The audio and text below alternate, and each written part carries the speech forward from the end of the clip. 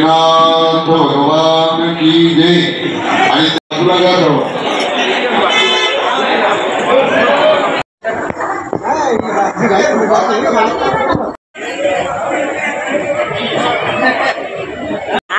आपल्याला फुलवायला गेले ते पोळी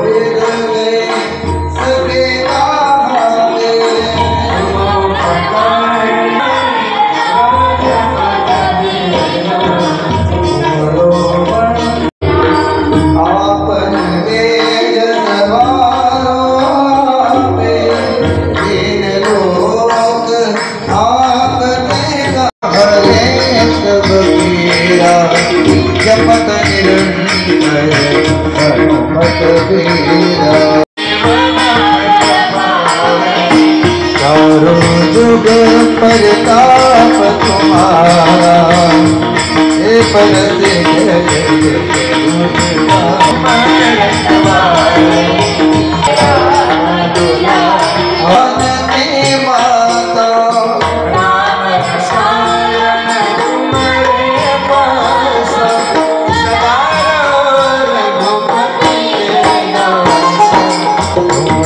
भजन राम को पावे जन्म जन्म के दुख बिसरावे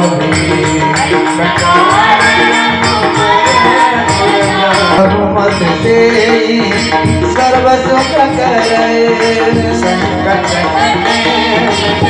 सब मीरा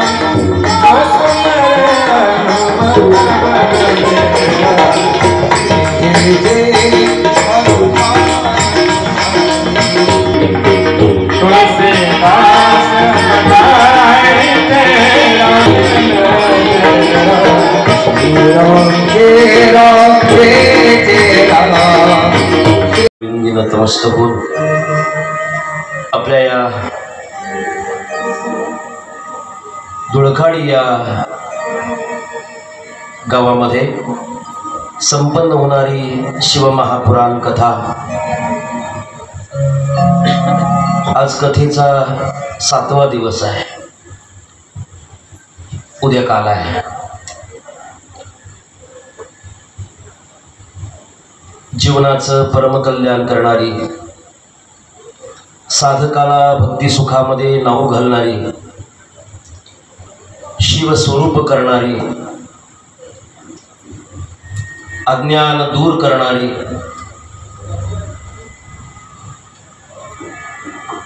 नराचा नारायण बनवणारी शिवमहापुराण कथा, ताप घालवणारी, दुःख घालवणारी, आनंद प्रदान करणारी शिवमहापुराण कथा आपण या ज्ञानगंगेमध्ये आज 7व्या दिवसापर्यंत पोहोचलो आहोत। गेली 7 दिवस आपण या ज्ञानगंगेमध्ये स्नान करत आहोत। पहिल्या दिवसापासून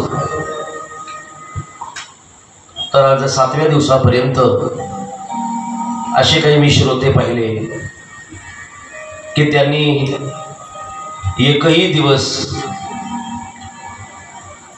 कथा श्रवणाकडे दुर्लक्ष केलं नाही आहे. पहिल्या दिवसापासून तर अगदी 7व्या दिवसापर्यंत काही लोक आली. अशीही मी माणसं पाहिली ज्या जागेवर पहिल्या दिवशी बसलेली आहेत त्याच जागेवर आजही मला ते दिसत आहेत. मी तुम्हाला कालही सांगितलं होतं, शिव महापुराण कथेचा नियम आहे, ज्याला 7 दिवस कथा ऐकायची त्यांनी पहिल्या दिवशी ज्या जागेवर बसलेला आहे त्यांनी शेवटच्या दिवसापर्यंत त्याच जागेवर बसावं. काही लोकांनी ती आज्ञा सुद्धा पाळलेली आहे. आणि वक्ता ज्या वेळेला बोलतो आहे श्रोता त्याचा विचार करून त्याचप्रमाणे आचरण करण्याचा प्रयत्न करतो ना, तेव्हा नक्कीच ऐकलेलं तुम्हाला फळ दिल्याशिवाय राहणार नाहीये. फक्त ऐकायचं म्हणून ऐकत असाल, यायचं म्हणून जर येत असाल तर मला असं वाटतं तुम्हाला या कथेचं फळ मिळेलच, याची शाश्वती नाही आहे. पण तुम्ही फार श्रद्धेने या ठिकाणी येत आहात. आज खरं तर रक्षाबंधन आहे, सर्व महिला वर्गाचा तो सण आहे. सगळ्या महिला आपल्या माहेरी जाऊन आपल्या भावाला प्रेमाने राखी बांधतात. तरी सुद्धा काल सांगितल्याप्रमाणे तुम्ही आपल्या माहेरी जाऊन आपल्या भावाला राखी बांधून आज या ठिकाणी मंडपामध्ये आले आहात. काही येणार आहेत. आज सगळ्यांना माफी आहे. ज्या महिला आज उशिरा जरी आल्या तरी त्यांना आम्ही स्वीकारू. कधी कधी प्रवासामध्ये ट्रॅफिक आहे, रस्ता जाम झाल्यानंतर माणसाला काही करता येत नाही आहे. त्याच्यामुळे माणसं कधी कधी यायला उशीर होतात. हरकत नाही आहे. पण आपल्याला माहिती आहे आपण शिव महापुराण कथेमध्ये खूप काही श्रवण केलं. अगदी पहिल्या दिवसापासून आपण भगवान शिव महापुराण कथेचा महिमा पाहिला, सृष्टीची निर्मिती पाहिली. भगवान शिवजीने जे गजचर्म घातलेलं आहे त्याचा विचार पाहिला, व्याघ्रंबर काय त्याचा विचार पाहिला, रुद्राक्ष भगवंताला किती प्रिय आहे हे पाहिलं, ते कुठं कुठं घालावं, किती किती घालावं हाही विचार आपण पाहिला, बेल देवाला का प्रिय आहे हेही आपण पाहिलं, भस्म देवाला का प्रिय आहे हेही आपण पाहिलं. पुढे अनेक कथा आपल्याला श्रवण करायला मिळाल्या. त्याच्यामध्ये आपण कालचा जो प्रसंग पाहिला तो भगवान शिवजींची जे काही मुलं आहेत कार्तिक स्वामी आणि गणपती यांचा काल आपण जन्मोत्सव पाहिला, लग्न विवाह गणपती बाप्पाचं पाहिलेलं आहे आपण. आणि आपण आता तीच कथा पुढे नेणार आहोत. पण शिव महापुराणामध्ये एक फार छान प्रसंग आलेला आहे. शेवटचा दिवस आहे म्हणून सांगून जाणार आहे. प्रत्येक मनुष्य जगताना तो कितीही बलवान असला, कितीही विद्वान असला, किती संपत्तीवान असला, सत्ताधारी असला, तरी मात्र प्रत्येकाला काळाच्या जबड्यात जावं लागतं. फार गोड प्रसंग आलेला आहे. माणसाच्या जीवनामध्ये मृत्यू जवळ आल्याने कोणती कोणती लक्षणं सांगितलेली आहेत त्यांचा आपण प्रामुख्याने विचार करणार आहोत. मृत्यू जवळ आला हे कसं कळेल, त्याचा विचार या कथेमध्ये आलेला आहे. त्यातला पहिला मुद्दा असा आहे की ज्या वेळेला शरीर पांढरं पडलं जातं, पिवळं पडलं जातं आणि जर त्याच्या शरीराला अशा लाल रेषा जर आल्या तर आपण समजायचं हा माणूस 6 महिन्यांनी मरणार आहे. दुसरं लक्षण सांगितलं, एखादा मनुष्य शिकारीला गेलेला आहे आणि दुसरा माणूस त्या वनात आहे, पण तो शिकारीला गेलेला आहे माणूस, त्याचा आवाज त्या वनातल्या माणसाला जर येत नसेल तर आपण समजायचं तो वनातला मनुष्य 6 महिन्यात मरणार आहे. महाराज या.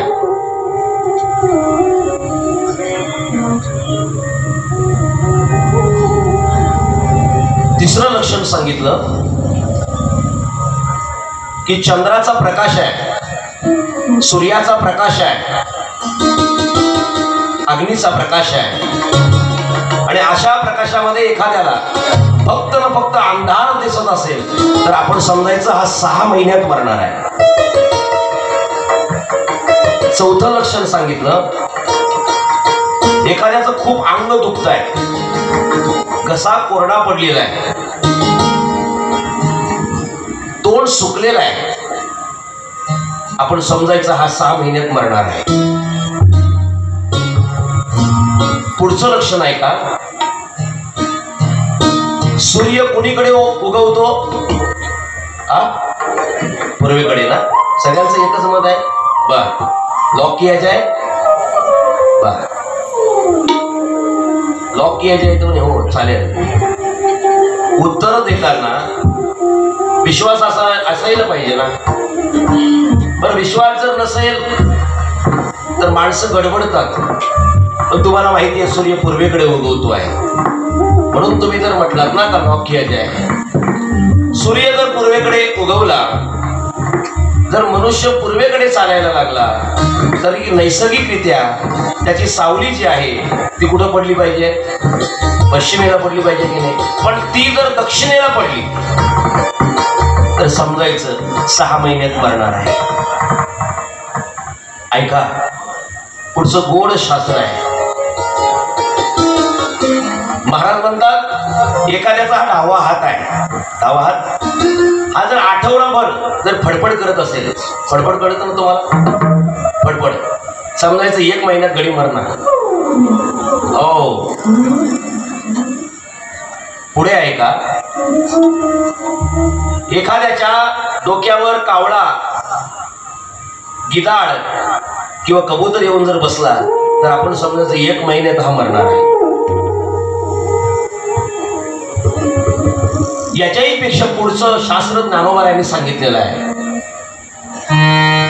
हे सगळं तुम्हाला मी शिव महापुराणातलं सांगितलं बरं का. आता ज्ञानोबाराय काय बोलतायत बघा. ज्ञानोबाराय सांगतायत, कानी घालून या बोटे नादजे पहावे, न दिसता जाणावे 9 दिवस. बोटात कान घालायचे, कानात बोट घालायची. ऐकताय तुम्ही? हा, बोटात थोडी कान जाणार आहे. तपासावं लागतं लोकांना की प्रत्येक वेळेला मान हलवतात, अशा हलवतात का अशा हलवतात. ऐका, सकाळी उठल्यानंतर आंघोळ झाली ना, कानात बोट घालायची. आवाज येतो की नाही, येतो का? नादजे पहावे. ज्ञानोबराय म्हणतात तो जो आवाज आहे, जो नाद आहे, तो जर आला नाही तर समजायचं आपण 9 दिवसात मरणार आहोत. बाबा बाबा नाही करायचं, हे शास्त्र आहे.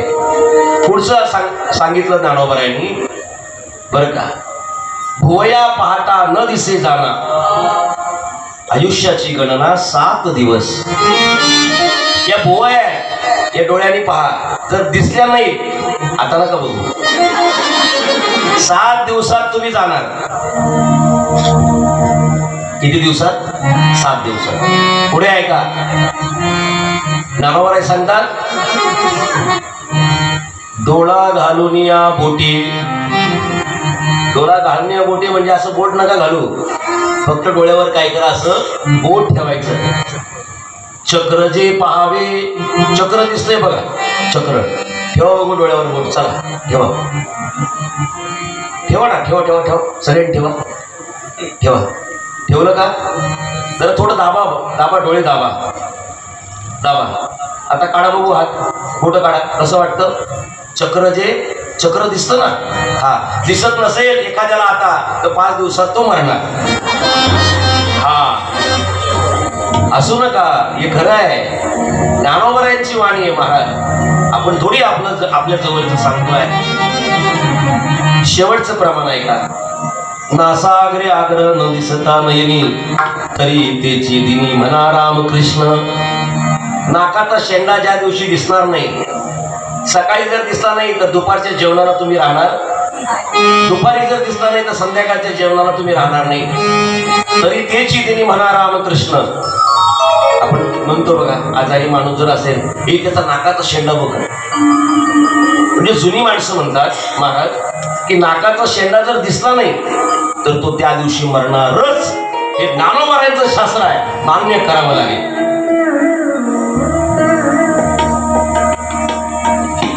तुकोबारांनी सुद्धा गोड शास्त्र सांगितलेलं आहे महाराज. तुकाराम महाराज म्हणतात हे कानाच्या वरचं केस जर पांढरं झालं ना तर आपल्याला यमदागाची नोटीस आली, असं त्यांचं प्रमाण आहे. जरा कर्णामुळे सांगो आले गोष्टी, जरा कर्णामुळे सांगो आले गोष्टी, जरा कर्णामुळे सांगो आले गोष्टी, जरा कर्णामुळे सांगो आले गोष्टी, जरा कर्णामुळे सांगो आले गोष्टी, जरा कर्णामुळे सांगो आले गोष्टी, जरा कर्णामुळे सांगो आले गोष्टी, जरा कर्णामुळे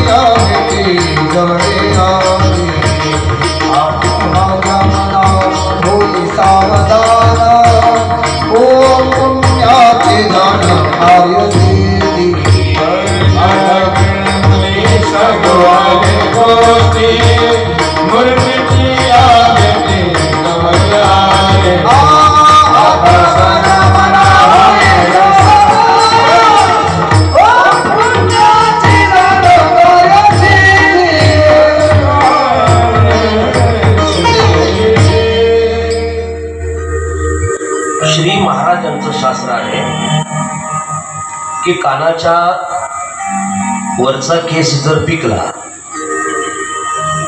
तर यमदागाची नोटीस आली असं समजायचं. आता आपले किती पिकले आपण जर पाहिलं तर तुम्ही हे प्रमाण सत्य मानणार नाही. अलीकडे आपल्याच काही चुकांमुळे आपले केस गळून पडतात, आपले केस पांढरे होतात, आपला चेहरा खराब होतोय. त्याला कारण फक्त आपण आहोत. नको नको ते जर डोक्याला लावलं तर आपले केस पांढरे झाल्याशिवाय राहत नाही. मग तुम्हाला असं वाटेल आपले एवढे सगळे केस पांढरे झाले, अजून आपण कसं मेलो नाही, बरोबर की नाही. पण प्रसंग घडलेला आहे. ज्यावेळेला राजा दशरथ स्नानगृहातून ज्यावेळेला बाहेर आले ना, त्यावेळेला मुकुट घालण्याकरता आरशासमोर गेले. पाहिलं आपल्या कानाच्या वरचा केस काय झालेला आहे, पांढरा झालेला आहे. त्याच वेळेला सगळं राज्य आपल्या मुलाच्या ताब्यात दिलं, श्री रामप्रभूंकडे सोपवलं आणि सांगितलं बस आता इथून पुढे राज्य तुम्ही सांभाळायचं.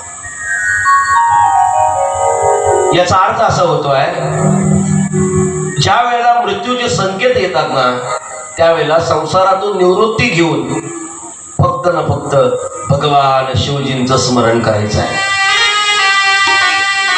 आपल्याला कितीही मृत्यूचे संकेत आले तरी आपण मात्र संसाराला चिकटलेली माणसं आहोत. आम्ही संसार सोडायला तयार नाही आहोत. मारायची वेळ येते, मारायची वेळ येते तरी ती म्हातारी माणसं मुलाला विचारतात, काय रे गोठ्यात जाऊन आलास? मारायची वेळ आलेली आहे. एक सांगू तुम्हाला शिवपद प्राप्त करून घ्यायचं आहे, भगवत स्वरूप व्हायचं आहे, तर तुम्हाला अंतकाळापर्यंत भगवत चिंतन करावं लागेल. साधू संतांची प्रमाण आहेत महाराज. अंतकाळाला ज्याच्या मुखात भगवंताचं नाम आलं त्याचं जीवन सफल झालं असं समजा, यशस्वी झालं त्याचं जीवन. अंतकाळीच्या नामाले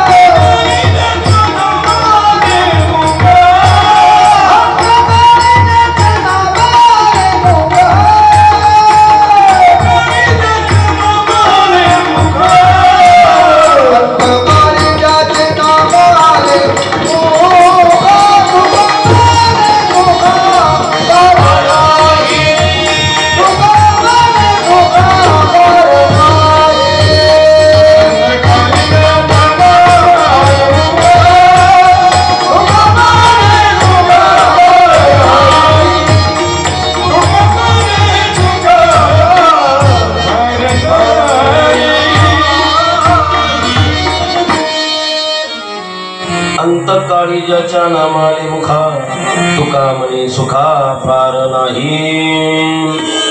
प्राण जायची वेळ आली महाराज, पण देवाचं भजन मात्र नाकारलं नाही आहे. अंतकाळापर्यंत प्रभूचं चिंतन केलं. परिणाम तुम्ही ज्या परमात्म्याचं चिंतन करताना तुम्ही त्या परमात्म्याच्या स्वरूपाला प्राप्त होता. लक्षात ठेवा. तुकोबारांचं प्रमाण आहे, राम म्हणता रामची होईजे. तुम्ही कोणत्याही देवाचं भजन तुम्हाला जे आवडेल ते, पण शेवटपर्यंत शेवटच्या श्वासापर्यंत जर तुम्ही घेतलात ना तर तुम्ही त्या पदाला त्या परमात्म्याच्या स्वरूपाला प्राप्त होता. महाराज बोलतायत शेवटच्या श्वासापर्यंत आपण भगवंताच्या नामाशी अनन्य राहिलो पाहिजे. त्याच वेळेला आपल्याला त्या स्वरूपाची प्राप्ती होईल. आपल्याला माहिती आहे की आपण काल शिवजींचे पुत्र कार्तिक स्वामी यांनी तारकासुराचा वध केलेला आहे. या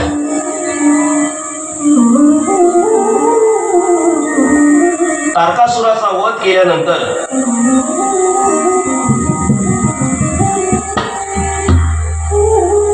तारकासुराची 3 मुलं महाराज,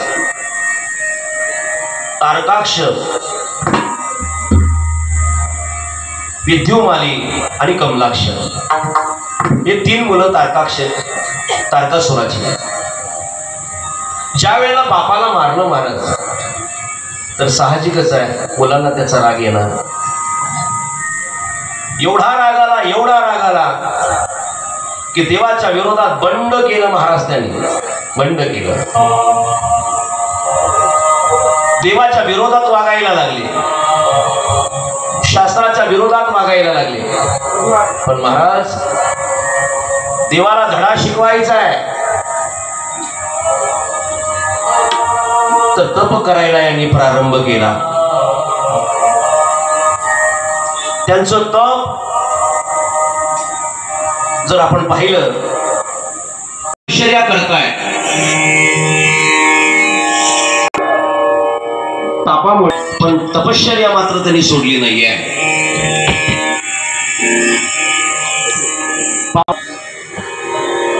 की एका पायावर असं सांगितलेलं आहे की पुढे वायू भक्षण केल्यानंतर 1000 वर्ष त्यांनी वायू भक्षण करून करून तप केलेलं आहे. पुढे 1000 वर्ष त्यांनी खाली डोकं आणि वर पाय अशी तपश्चर्या केलेली आहे. एवढे सायास करून ज्या वेळेला तपश्चर्या होते ना, त्यावेळेला भगवान परमात्म्याची कृपा त्यांच्यावर होत असते. भगवान शिवजींचं स्मरण केलं महाराज त्यांनी, तपश्चर्या केली आणि त्यावेळेला त्यांचं तप पाहून ब्रह्मदेव प्रसन्न झाले. ब्रह्मदेव प्रगट झाले. प्रगट झाल्यानंतर ब्रह्मदेवाने विचारलं, मी प्रसन्न आहे, बोला काय पाहिजे. त्यावेळेला त्या तिन्ही मुलांनी सांगितलं की तुम्ही जर आमच्यावर प्रसन्न असाल तर आमची तुम्हाला विनंती आहे, प्रार्थना आहे, आम्हाला अमरपद द्या. अमरपद ब्रह्मदेवाने सांगितलं, मीच अमर नाही, तुम्हाला अमरपद देऊ कुठून, हे शक्य नाही आहे, हे माझ्याकडून तरी होणार नाहीये. तुम्हाला सृष्टीचा नियम माहिती आहे का? या मृत्यू लोकात जो येतो ना, तो कोणी असू द्या, त्याला मरावंच लागतं, मरावं लागतं. प्रति ईश्वर म्हणून ज्याने स्वतःला घोषित केलं त्यालाही मरावं लागलं ना. कितीही ज्ञानी असू द्या, तो मृत्यूच्या जवळ्यात जातोच. ज्ञानोबांनी गोड वर्णन केलेलं आहे. हे अर्जुना ऐक, देहाचिया गावा आलिया, जन्म मृत्यूचिया सोहळिया, ना म्हणू नये धनंजयाचिया परी. हे अर्जुना, ज्याच्या जीवनात जन्माचा सोहळा झाला ना, त्याच्या वाट्याला मृत्यूचा सोहळा देखील येतोच. आतापर्यंत आपण असं ऐकलं का हो, एखादा जन्माला आला आणि तो गेलाच नाही म्हणून? कधीच पाहायला मिळालं नाही, कधीच नाही. ज्ञानोबाने सांगतात, हे अर्जुना, अरे आपल्याला तुला जो नरदेह दिलेला आहे तो कसा आहे? हे शरीर अवघे नाशिवंत स्वभावी, म्हणून या तुवा झुंजावे पंडुकुमारा. पंडुकुमारा नाम अर्जुन. हे अर्जुना, तुला जे शरीर दिलेलं आहे ते शरीर एक ना एक दिवस जाणार आहे. त्याच्यामुळे मृत्यूला नाकारता येत नाहीये. नाशिवंत देह जाणार सगळं,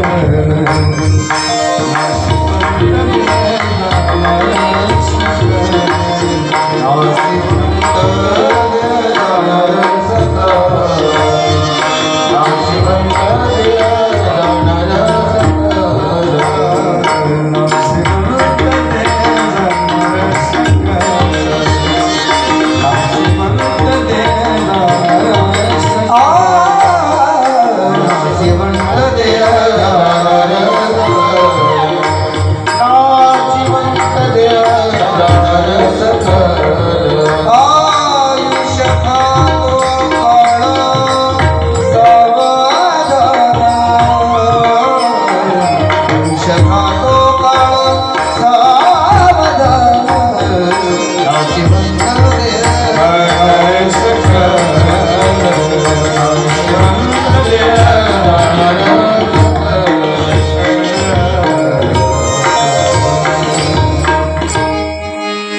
आयुष्य खातो काळ सावधान, नाशिवंत देह जाणार सकळ. भगवंताने जो आपल्याला नरदेह दिलेला आहे, आपण अनेक वेळेला ही प्रमाण ऐकतो, तो जाणार आहे. हे जरी आपल्याला माहिती असलं तरी आपण जागेवरून, बांधावरून भांडण करतोच ना. आपल्या सोबत काहीच येणार नाही हे प्रत्येकाला माहिती आहे, तरी पण संपत्ती करता नको नको ते वाईट व्यवहार करतो आहे. मग ही प्रमाण आपल्या कानावर काही कधी पडत नाही का? पडतात ना, पण आपण आचरण करत नाहीये. मग कानावर पडली काय आणि नाही पडली काय? पडून जर तुम्ही त्याचं आचरण जर तुमच्या हातून होत नसेल तर मग ते नाही पडल्यासारखंच आहे ना, उपयोग नाहीये. संतांची प्रमाणं बऱ्याच लोकांना पाठ आहे, अभंग पाठ आहेत, ओव्या ज्ञानोबारायांच्या पाठ आहे, पण अर्थाच्या दृष्टीने आपण त्यांच्याकडे पाठ फिरवलेले आहे, पाठ फिरवलेले आहे. बरीच लोक तुकाराम महाराज, ज्ञानेश्वर महाराजांची प्रमाणे बोलून दाखवतात, पण बोलणारी माणसं सुद्धा त्याचं आचरण करत नाही, त्याप्रमाणे वागत नाहीये. मग तुम्ही मला सांगा, नुसतं पाठ असून उपयोगाचं काय आहे? आपण जेही पाठ करतो ना ते आचरण आपण केलं पाहिजे. कीर्तनकारानेही आपल्या कीर्तनातून सांगत असताना आपल्या जीवनात जर तसं अनुकरण होत असेल तर ते लोकांना सांगावं. अनुकरण आपणच करत नाही तर लोकांना काय सांगावं? सकळ तीर्थाची धुरी जे का माता पितरी, तया सेविसी कीर शरीरे लोड कीजे. आई वडील त्यांचे चरण म्हणजे सगळ्या तीर्थांचं काय आहे? स्थान आहे. पण आपण आई वडिलांना जर मानलंच नाही तर आपल्याला हे ज्ञानोबाराय तुकोबारायांचं शास्त्र सांगण्याचा अधिकार नाहीये. सध्या ऐकणारे पण त्याच्याकडे लक्ष देत नाही, सांगणारे तर देतच नाही. अरे एखादा बोलतोय तो तसा वागतो का? कधीतरी आपण तपास घ्यायला नको का? आणि उगीच जर लोकाला तो भुलवण्याकरता बोलत असेल तर ही समाजाची केलेली फसवणूक आहे. आपण तपासलं पाहिजे. मी तर असं म्हणेन, जेवढं आपल्या जीवनात आचरण होत असेल तेवढंच आपण बोललं पाहिजे. असू दे, आपल्याकडे भरपूर पाठांतर आहे, पण जर त्या पद्धतीने आपलं आचरण होत नसेल तर बोलू नका. जेवढं तुम्हाला शक्य आहे, जेवढं तुम्ही अनुकरण करत आहात तेवढंच तुम्ही बोला. आणि एवढं जर तुम्ही अनुकरण करून जर बोललात ना तर समाजामध्ये परिवर्तन झाल्याशिवाय राहणार नाही. लोक म्हणतात दररोज कीर्तन होतात, लोक दररोज ऐकतात, पण लोकांमध्ये परिवर्तन होत नाही. याचा अर्थ काय? अरे सांगणारा पण त्याचं अनुकरण करत नाही, ऐकणारा तर करतच नाही, तर मग त्याचा काय उपयोग होणार आहे? मला हे सांगायचं आहे की संतांची प्रमाण, संतांची विधान, संतांनी आपल्याकरता लिहून ठेवलेलं शास्त्र, त्याचं अनुकरण आपण नाही करायचं तर कोण करेल? आपण ते केलं पाहिजे. आता तुम्ही शिव महापुराण कथा एवढ्या दिवस झाले ऐकत आहात, जर त्यातलं जर आपण थोडंसं पण अनुकरण जर केलं नाहीये तर मग उपयोग नाही ना. जेवढं ऐकलं तेवढं काय उपयोगाचं आहे? त्या ठिकाणी ब्रह्मदेवाने सांगितलं की बाबा रे, हे चालत नाही असं. ज्ञानोबारायांना विचारा. ज्ञानोबाराय सांगतात, जय जैसी जीर्ण वस्त्र सांडीजे मग नूतन वेडीजे तैसे देहांतरा ते स्वीकारीजे चैतन्य नाथी. ज्ञानोबा सांगतात, भगवान अर्जुनाला बोलतात, हे अर्जुन ऐक, जुना शर्ट जुना कपडा जीर्ण झाल्यावर आपण जसं फेकून देतो ना, नवीन परिधान करतो आहे, तसंच आहे. देहाचं आयुष्य संपलं बर का, तर आत्मानाम परमात्मा या देहातून बाहेर येतो, दुसऱ्या देहात प्रवेश करतो आहे. ब्रह्मदेव त्या तारकासुराच्या मुलांना सांगतायत, मी तुम्हाला हे पद देऊ शकत नाहीये, अमर पद देऊ शकत नाहीये. अरे मी स्वतःच अमर नाहीये, मला हे शक्य नाहीये.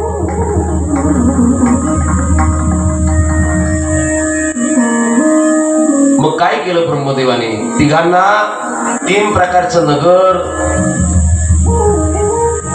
तयार केलं.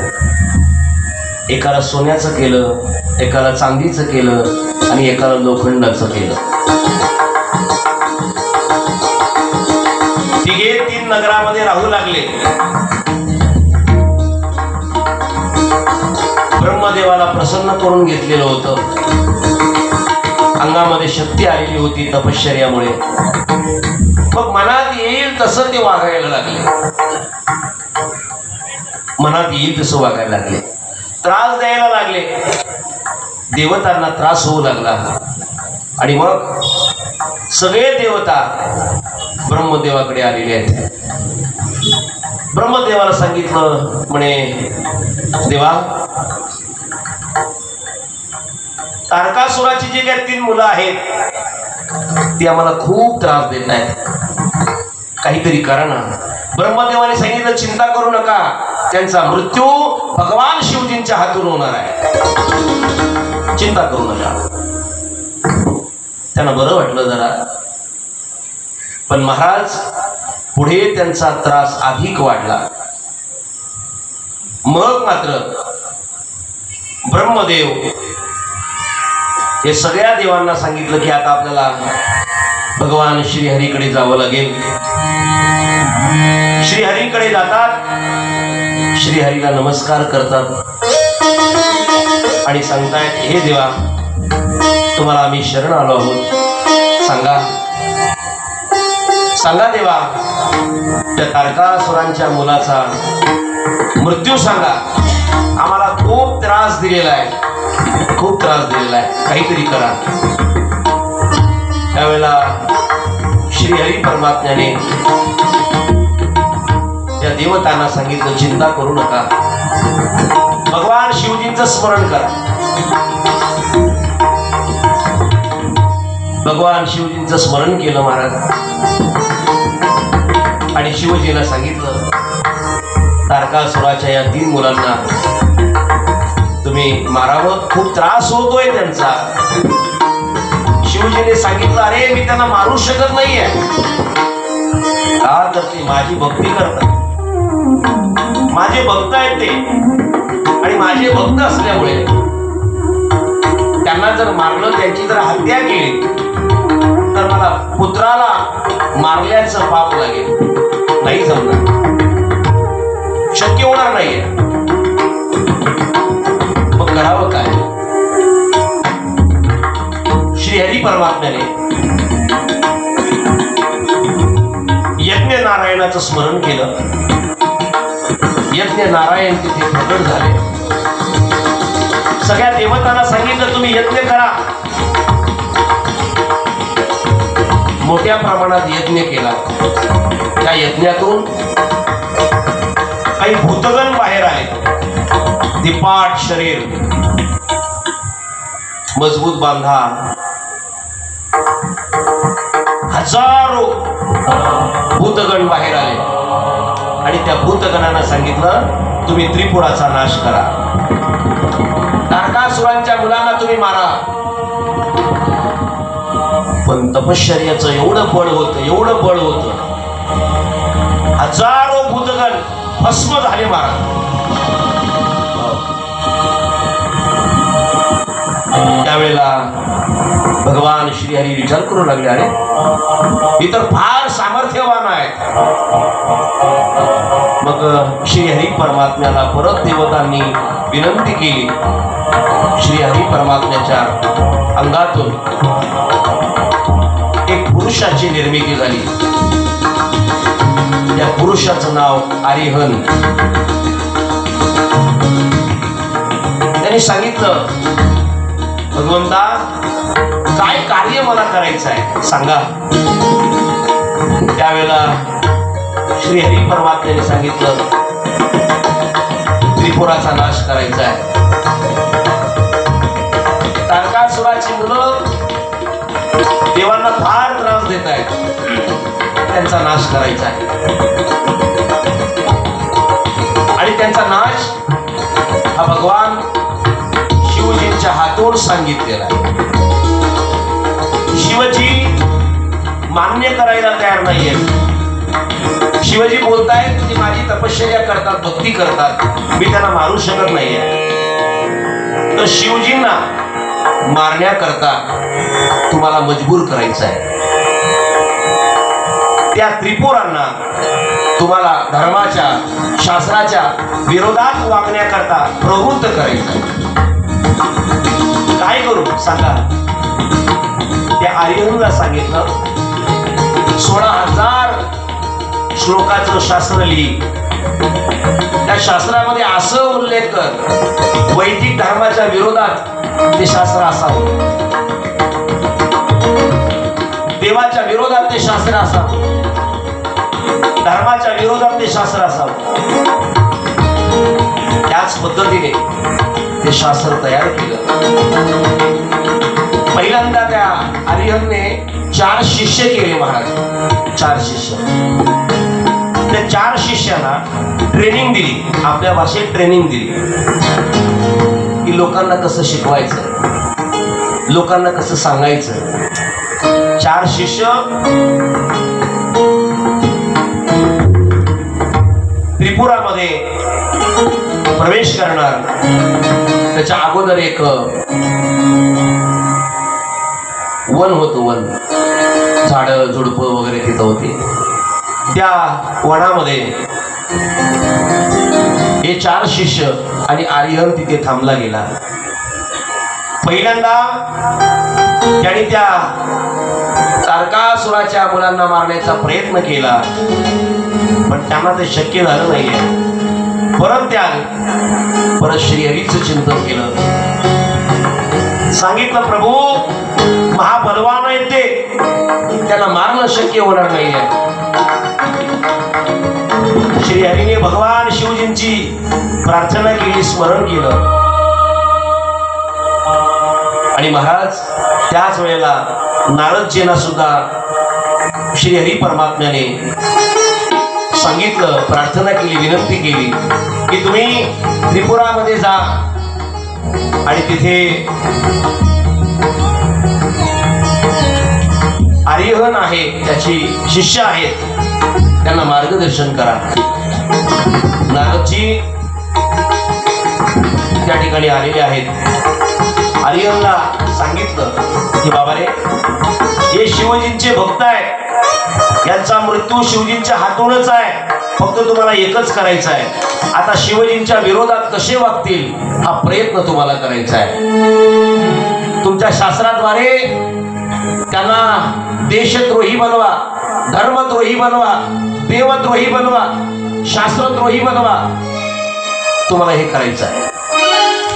आता ते शास्त्र थोडस देवाच्या धर्माच्या विरोधात लिहिलेलं शास्त्र होतं. ते शिष्य आणि तो आर्यहन त्यांनी सांगितलं नारदजींना, आता काहीतरी उपाय करा. मग नारदजी म्हणजे त्या बाबतीमध्ये तरबेज. नारदजी त्या नगरातल्या राजाकडे गेले. त्या राजाला सांगितलं, म्हणे राजा, तुमच्या नगरामध्ये एक धर्मपरायण फार मोठा साधू आलेला आहे. त्या साधूकडून मी आता दीक्षा घेऊन आलोय. फार विद्वान साधू आहे. त्यांचं शास्त्र मला असं ऐकायला मिळालं की मी ते कोणत्याच शास्त्रात वाचलं नाही, ऐकलं नाहीये. तुम्ही पण त्यांना काय करून घ्या, गुरु करून घ्या.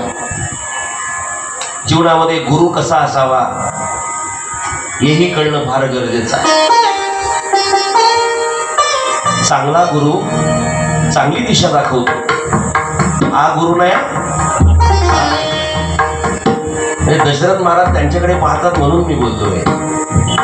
नाहीतर तुम्हाला असं वाटेल की 7 दिवस जे गुरु महाराज येतात आपल्याकडून सावध गावावरून, त्यांनाच आता गुरु करून घ्यावं की काय. महाराज म्हणतात गुरु असा असावा, त्यांनी शिष्याला सगळं काय दिलं पाहिजे आणि शिष्य पण असा असला पाहिजे. महाराज त्यांनी शेवटपर्यंत गुरुची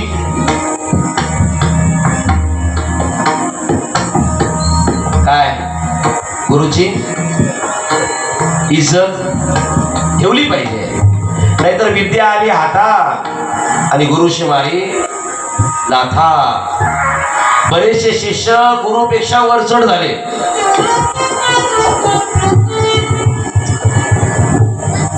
पण आपण आपल्या गुरुपेक्षा जरी हुशार झालो तरी आपण मात्र आपल्या गुरुजींची आज्ञा सिद्धू पाळली पाहिजे.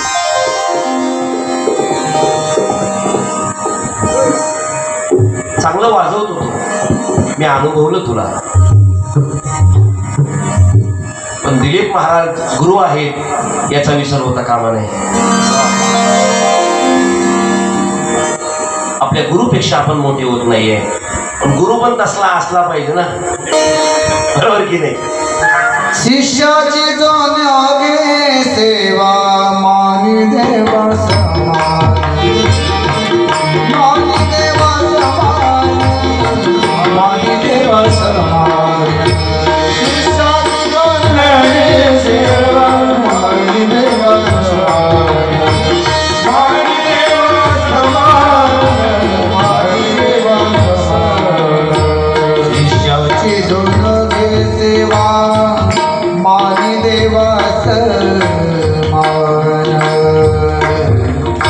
समान.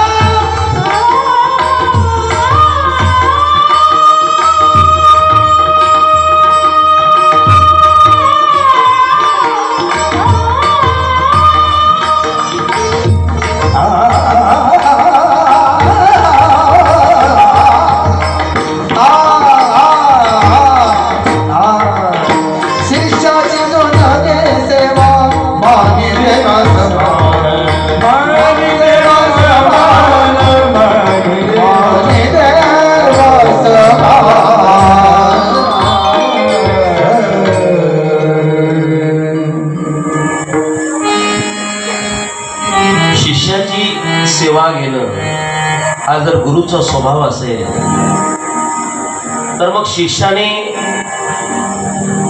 आपल्या पद्धतीने वागायला हरकत नाहीये. पण असे काही गुरु आहेत महाराज, ते शिष्याचं कल्याण करतात. आपण नेहमी म्हणतो गुरुर ब्रह्मा गुरुर विष्णू, बरोबर आहे ना. पण त्याचा अर्थ कधी आपण जाणून घेतला का हो? गुरु कोण आहे? ब्रह्म आहे. गुरु कोण आहे? विष्णू आहे. पण गुरुच्या विरोधात दिंडी काढतो. मग याला काय म्हणायचं सांगा ना मला. गुरु जर ब्रह्म आहे, गुरु जर विष्णू आहे, तर आपण ती आज्ञा पाळणं अत्यंत गरजेचं आहे. पण तसं काही होत नाही महाराज. हल्ली गुरु सुद्धा तसाच आहे आणि शिष्यही तसाच आहे. त्याच्यामुळे समाजात परिवर्तन होत नाहीये. पण एक सांगू तुम्हाला, गुरुची आज्ञा पाळणं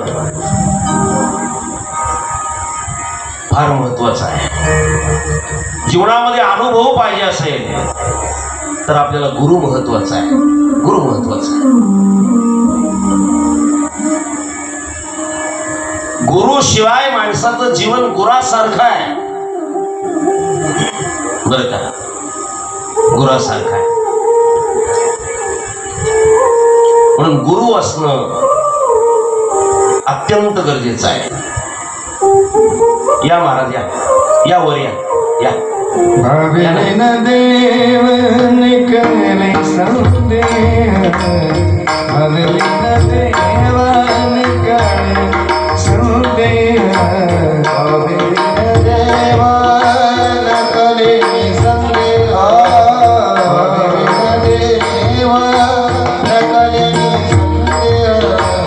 भाविन देव निकले संदेह, भाविन देव निकले संदेह,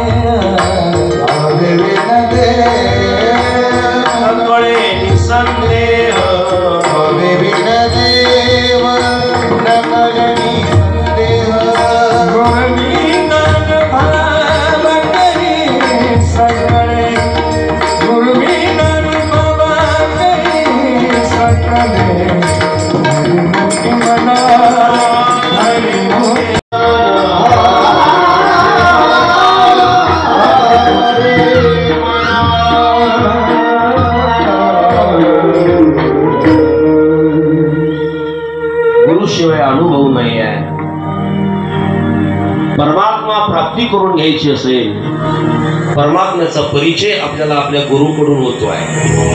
म्हणून आपण आपल्या गुरुला परिसराचं वैभव, वारकरी संप्रदायातील पूजनीय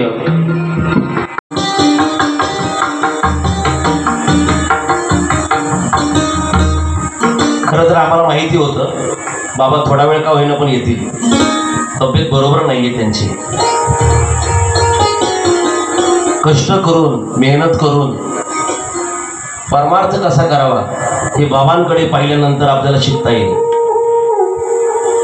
त्यांच्या कीर्तनातून आपण नेहमी ऐकलेलं आहे की दिवसभर नांगर हाकण्याचं काम केलं, दिवसभर शेतात काम करणं आणि संध्याकाळी कीर्तनाला जाणं तेवढं सोपं नाहीये. हल्ली आम्ही दिवसभर झोपतो, मग संध्याकाळी इथे येतो. पण कष्ट करून मेहनत करून तो काळ असा होता महाराज, बैलगाडीत जायचं. मी स्वतः माझ्या डोळ्यांनी पाहिलेलं आहे. जुन्या माणसांचं कौतुक करावं तेवढं कमी आहे. एवढ्या सुविधा नव्हत्या महाराज, आणि एवढे फार लोक पैसे पण देत नव्हते, देतच नव्हते. त्यांच्या वेळेला देत होते असं कशाला म्हणावं.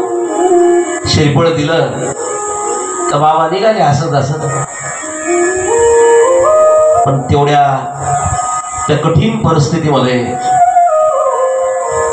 लोकांना प्रबोधन केलं, समाजाला ज्ञानोबा तुकोबा यांची ओळख करून दिली.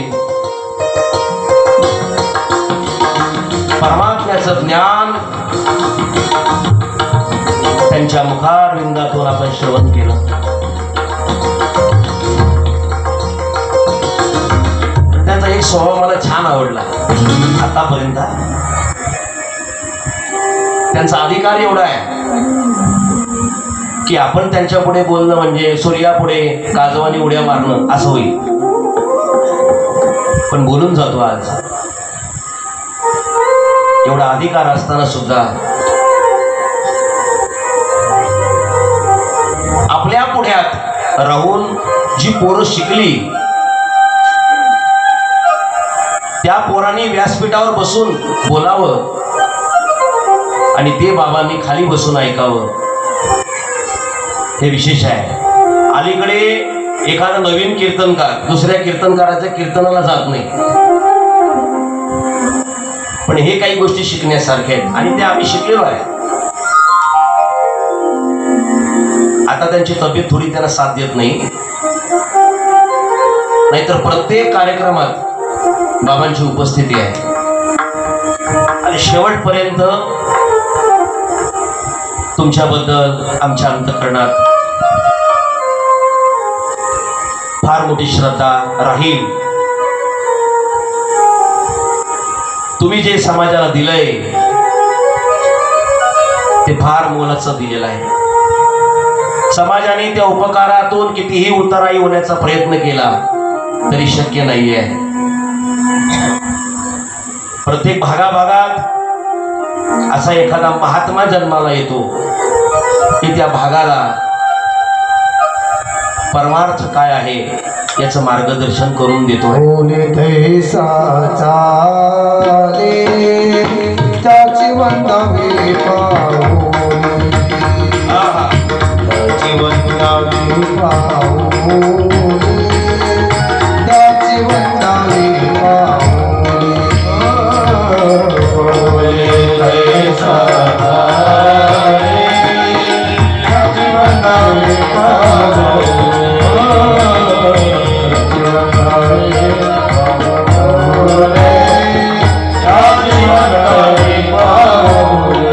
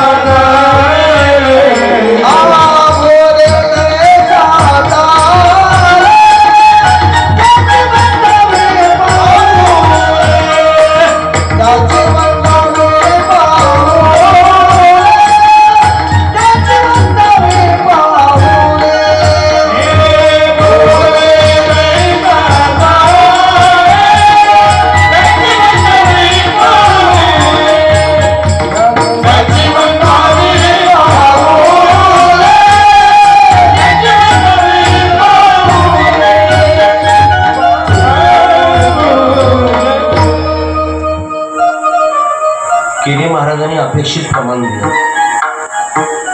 हे प्रमाण त्यांच्या जीवनाला जुळत आहे. आम्ही बोलतोय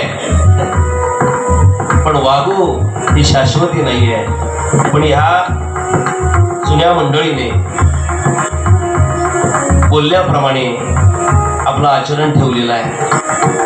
आता तर त्यांचं खूप काळ परमार्थात त्यांनी खर्च केलेला आहे आणि त्याप्रमाणे ते बोलले तसे राहिले बरं. आणि शास्त्रामध्ये जे वाचलेलं आहे त्या शब्दावर त्यांचा खूप विश्वास आहे. शास्त्र सांगेल तसं वागा. वेळोवेळी ते आम्हाला मार्गदर्शन करतात. पुन्हा एकदा बाबांच्या चरणी विनम्र भावनेने अभिवादन करतो.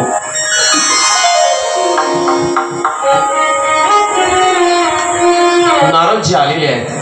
नारदाने त्या आर्यहनला सांगितलं की तुमचे जे 4 शिष्य आहेत ना ते आता राजाच्या नगरीमध्ये जाऊ द्या. फक्त तुम्ही शास्त्र सांगा लोकांना. जे 16,000 श्लोकातलं शास्त्र लिहिलंय ना ते शास्त्र सांगा. महाराज शास्त्र सांगायला प्रारंभ केला. आपण काय सांगतोय लोकांना? कीर्तन ऐका. ते सांगत होते कीर्तन ऐकू नका. का तर त्या नगरीचा राजा त्या आर्यनचा शिष्य बनलेला होता. श्री हरी परमात्म्याने सांगितलं होतं त्याला 16,000 श्लोकाचं काय कर शास्त्र लिही. पण त्या शास्त्रात असं पाहिजे वेदाच्या विरोधात, धर्माच्या विरोधात, देशाच्या विरोधात, देवाच्या विरोधात असं शास्त्र पाहिजे. प्रचार प्रसार चालू झाला. खरं तर प्रचार करणाऱ्यावर खूप मोठी जबाबदारी असते. त्यांनी प्रत्येक शब्द विचार करून समाजापुढे मांडला पाहिजे. बऱ्याच वेळेला चुकीचे मेसेज लोकांपुढे जातात. चुकीची विधान तो प्रबोधनकार ज्या वेळेला समाजाला सांगतो ना त्यावेळेला समाजाची फसवणूक होत असते. एवढं लक्षात ठेवा. व्यासपीठावरून काय बोललं पाहिजे हे वक्त्याला पहिल्यांदा कळणं गरजेचं आहे.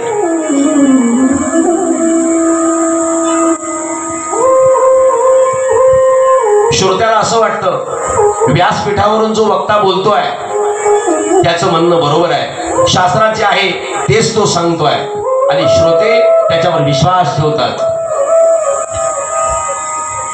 आज तुमच्या पुढे बसलेली लोक जर तुमच्या शब्दावर विश्वास ठेवत असतील तर तुमचे बोल हे शास्त्राला धरून पाहिजेत.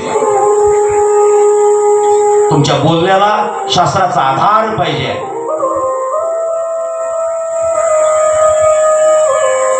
तुमच्या पुढ्यातलं काही सांगू नका. आम्हाला ज्ञानोबारायांनी काय सांगितलं, तुकोबारायांनी काय सांगितलं ते समाजाला सांगा. शिवपुराण ग्रंथामध्ये जे सांगितलेलं आहे सुतजी महाराजांनी शौनकादिक ऋषींना ते सांगा. शिव महापुराणात जे सांगितलं आहे ब्रह्मदेवाने नारदजींना ते सांगा समाजाला. आपण गेले 6 दिवस हे सगळं ऐकलेलं आहे. आता आपण रुद्र संहितेतील युद्धखंड पाहतो आहोत.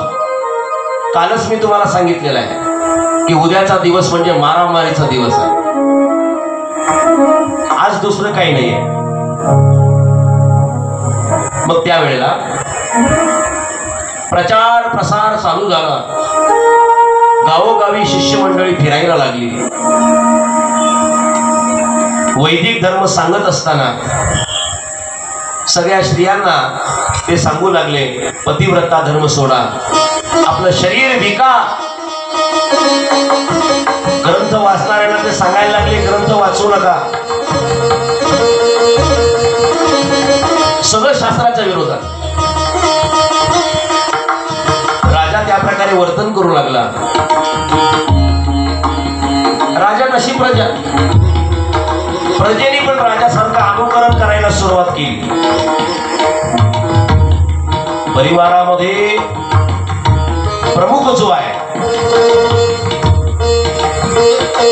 त्यांनी बोलताना त्यांनी वागताना फार विचार करून बोललं पाहिजे, वागलं पाहिजे.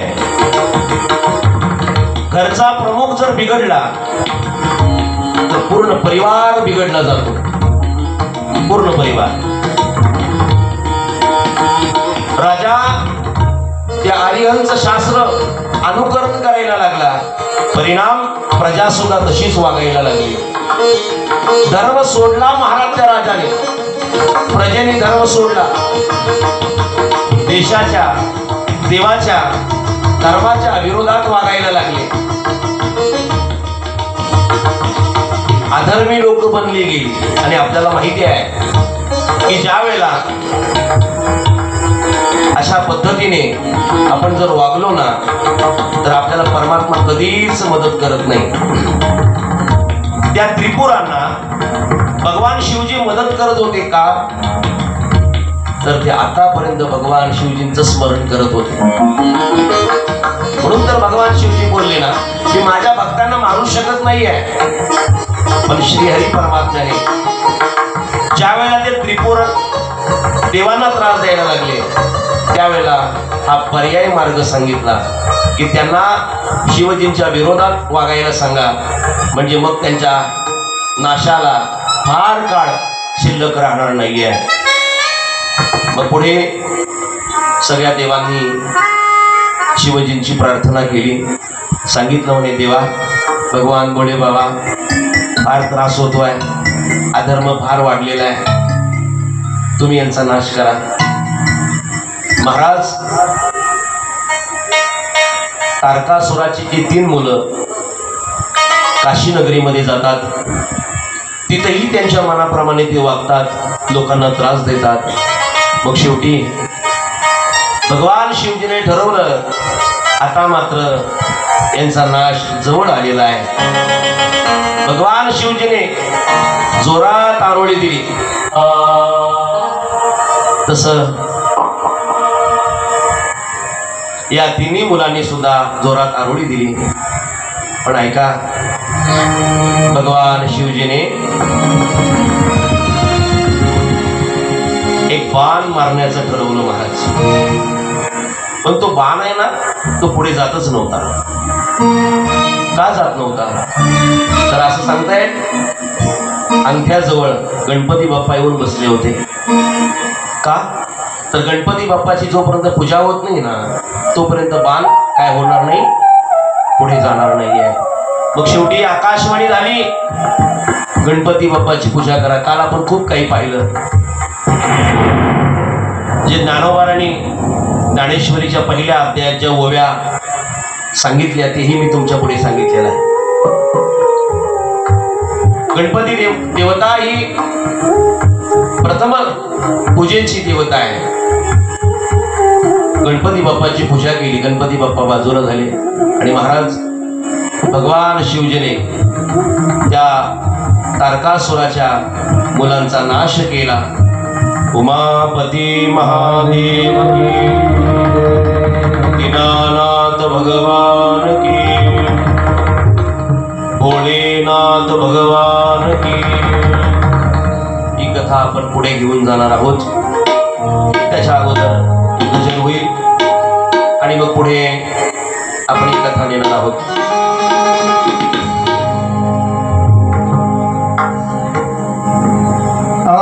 तुझ्या कीर्तीचा डंका वाजतो सारा जगात.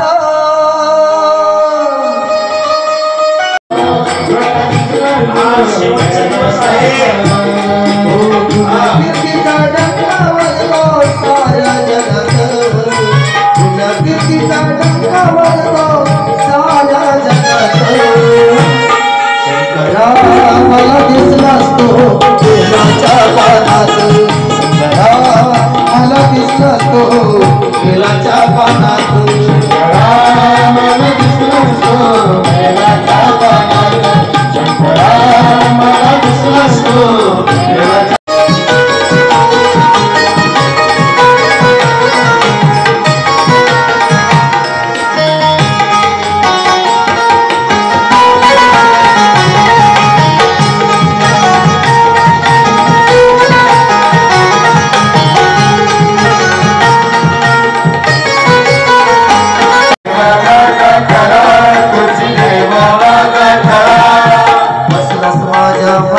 येऊन जरा जरा जरा जरा देवा तू आहे रूपात.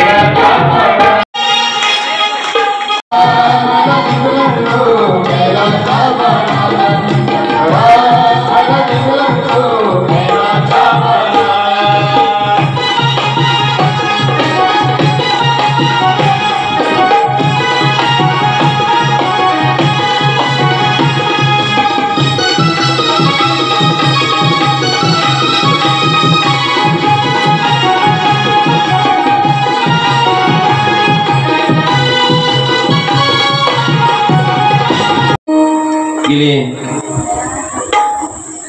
7 दिवस आपण ही कथा श्रवण करत आहोत. महिला मंडळीला नाचायला मिळालं की त्यांना खूप आनंद वाटतो. आणि जर तुम्ही एवढे दिवस इथे येऊन बसलात, श्रवण केलाय, तर तुम्हाला तो आनंद द्यावा असं मलाही वाटतं ना. पण ही कथा पुढे नेत असताना पुढे महिषासुर नावाचा एक दानव आहे,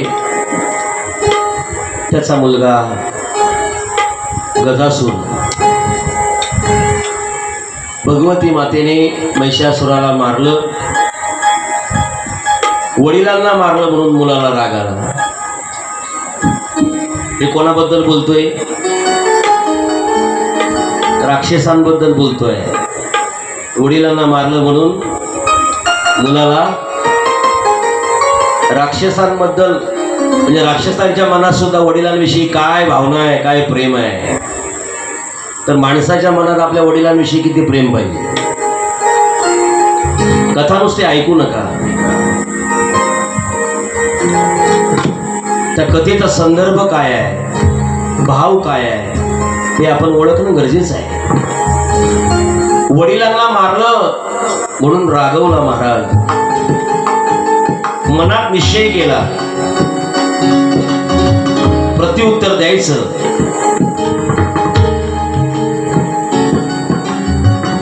तप करायला लागला महाराज. एवढी तपश्चर्या केली की मस्तकातून दुमाग्नी आला बाहेर. त्याचा परिणाम असा झाला की समुद्र आटले, तलाव आटली गेली, पशु पक्षी मूर्छेत पडले, सगळ्या देवतांना त्रास होऊ लागला. सगळे देव ब्रह्मदेवाकडे गेले. ब्रह्मदेवाला विनंती केली, हे देवा, महिषासुराच्या पुत्राने सळो की पळो करून सोडलेला आहे. गजासुराचा आम्हाला त्रास होतोय, काहीतरी करा. त्यावेळेला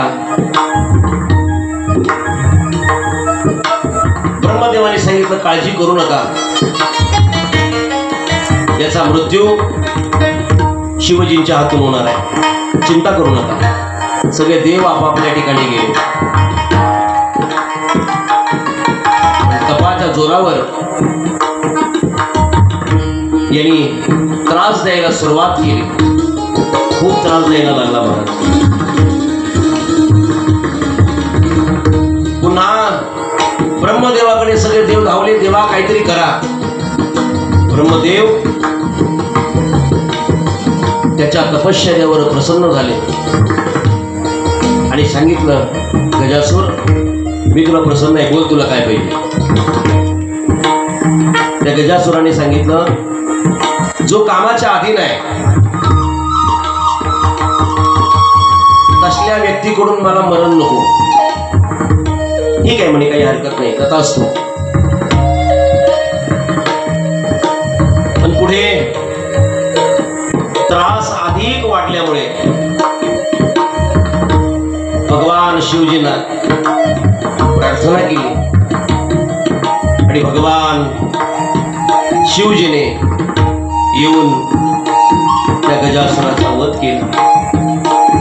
उमापती महादेव की जय, भोलेनाथ भगवान की जय. अशा पद्धतीने शिव महापुराणामध्ये युद्धखंड हे जे प्रकरण आहे याच्यामध्ये अनेक प्रकारचे दानव आहेत महाराज, अनेक प्रकारचे आहेत की जर ते आपण युद्धकांड सांगायला लागलो ना तर कित्येक दिवस ते पुरलं जाईल बरं का. भगवान शिवजीने कोणाला मारलं, कोणाला शिक्षा दिली, हे खूप मोठं प्रकरण आहे. पण आपल्याला आपल्या वेळेमध्ये जेवढं जमलं, जेवढं सांगता आलं तेवढं मी 7 दिवस तुम्हाला सांगण्याचा प्रयत्न केलेला आहे. मी तुम्हाला याच्या अगोदरही बोलून गेलो, करमणूक करण्याकरता कथा नाही आहेत. कथा श्रवणाने आपलं आत्मकल्याण कसं होईल, आपला उद्धार कसा होईल याचा आपण प्रयत्न करणं अत्यंत गरजेचं आहे. मनोरंजनाकरता कथा नाहीत बरं का. 7 दिवस आपण जे ऐकलं त्याचं आता मनन करावं लागेल आणि त्याच पद्धतीने आपण वागण्याचा प्रयत्न करावा लागेल. तरच आपल्याला भगवान शिवजी आपला स्वीकार करतील, आपल्याला इच्छित फळ प्राप्ती करून देतील. एक लक्षात ठेवा, 18 पुराण आहेत, त्यापैकी हे एक पुराण आहे. प्रत्येक ग्रंथामध्ये जर तुम्ही आपण पाहायला गेलात, कोणाला ज्ञानेश्वरी ग्रंथ प्रिय आहे, कोणाला जगद्गुरु श्री तुकोबारायांचा ग्रंथ प्रिय आहे, कोणाला नाथ महाराजांचं भागवत प्रिय आहे. प्रत्येकाची वेगवेगळी आवड आहे बरं का. काहींच्या ज्ञानेश्वरी मुखोद्गत आहे, काहींच्या तुकोबारायांचा गाथा मुखोद्गत आहे. असे बरेचसे आपल्याला वारकरी संप्रदायामध्ये महात्म्य पाहायला मिळतील की ज्याने आयुष्यभर त्या ग्रंथावर प्रेम केलेलं आहे. आयुष्यभर बरेचसे कीर्तनकार मी पाहतो, कीर्तनाला उभं राहिल्यानंतर रामकृष्ण हरी पासून तर ज्ञानेश्वर माऊलीपर्यंत ज्ञानेश्वरी सांगतात. का तर त्यांनी आयुष्यभर त्या ज्ञानेश्वरीवर प्रेम केलेलं आहे. काहींनी जगद्गुरु श्री तुकोबारायांचा गाथा मुखोद्गत केलेला आहे, त्या गाथ्यावर प्रेम केलेलं आहे. तुम्ही अभंग वाचत असताना त्या अभंगातल्या शब्दांवर प्रेम करा. ते शब्द सामान्य नाहीत, त्या शब्दांचा सुगंध तुम्हाला सांगून जाईल की तुकोबारायांच्या विचारामध्ये किती ताकद आहे. ज्ञानोबारायांचं वाङ्मय, तुकोबारायांचं वाङ्मय जीवनात आपण जर उतरवलं ना तर एक ज्ञानेश्वरी मधला एक शब्द जरी आपण आपल्या जीवनात शेवटपर्यंत त्याचं जर आपल्या हातून पालन झालं तरी तो एक शब्द आपल्या जीवनात आपलं सोनं करू शकतो, आपला उद्धार करू शकतो. तुकोबारायांच्या गाथेत सुद्धा असे काही अभंग आहेत, त्या अभंगात असे काही शब्द आहेत, तर त्या शब्दांवर प्रेम केलं ना तर तुम्हाला असं वाटेल प्रत्यक्ष तुकोबाराय माझ्याशी बोलतायत. ज्ञानेश्वरीवर प्रवचन करणं सोपं आहे, पण ज्ञानेश्वरींच्या शब्दावर प्रेम करणं अवघड आहे. आपण जे पाठ करतो ते लोकांना सांगण्याचा प्रयत्न करतोय फक्त, पण आपण जे लोकांना सांगतो त्या शब्दांवर आपला विश्वास आहे का, आपलं प्रेम आहे का, हेही तपासणं फार गरजेचं आहे ना. म्हणून कुठल्याही ग्रंथामध्ये जे काही साधू संतांनी लिखाण केलेलं आहे त्यांच्या मुखारविंदातून जे शब्द बाहेर पडलेले आहेत त्या शब्दांचा आपल्याकडून कुठल्याही प्रकारे अपमान होऊ नये याची दक्षता आपण घेणं गरजेचं आहे. मी तर असं म्हणेन कीर्तनकाराला 2 तास जर नाही बोलता आला हरकत नाही, त्यांनी तासभरात जय विठ्ठल केलं तरी चालेल, पण बोलता आलं नाही म्हणून लोकांचं मनोरंजन करू नका. त्या परंपरेला कुठल्याही प्रकारे कलंकित करण्याचा प्रयत्न करू नका. वारकरी संप्रदाय हा समाजाला भगवंताकडे जाण्याचा मार्ग सांगणारा संप्रदाय आहे. आपण त्या संप्रदायाचे अनुयायी आहोत. आपल्याकडे काही जबाबदाऱ्या आहेत, त्या जबाबदाऱ्या आपण पार करणं अत्यंत गरजेचं आहे. म्हणून शिवजींच्या या शिव महापुराण कथेचं आपण श्रवण केलं. मलाही या व्यासपीठावर बसायला मिळालं दुसऱ्यांदा, हेही माझं मी सौभाग्य समजतो. या ठिकाणी कथा सांगतेकडे नेत असताना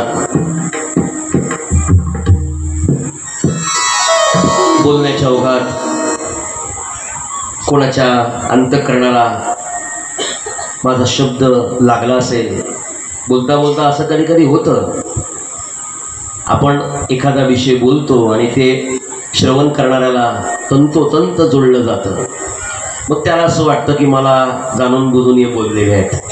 असं काही नाही बरं. तसं मी कोणाला जवळून फारसं ओळखत नाही आहे, त्याच्यामुळे कोणाला टोमणे मारणं, टोचून बोलणं हे शक्य नाही आहे आणि मला ते आवडत सुद्धा नाही आहे. मी माझ्या कीर्तनात कोणाचं कौतुक करता आलं तर मी करतो, पण कोणाच्या विरोधात बोलण्याचा मी प्रयत्न करत नाही आणि करू पण नका कोणी, बरं का. जो तो आपल्या बुद्धीप्रमाणे, आपल्या विचाराप्रमाणे, आपल्या अभ्यासाप्रमाणे त्याला परमार्थ तो करतोय, तो बोलतोय, त्याला बोलू द्या.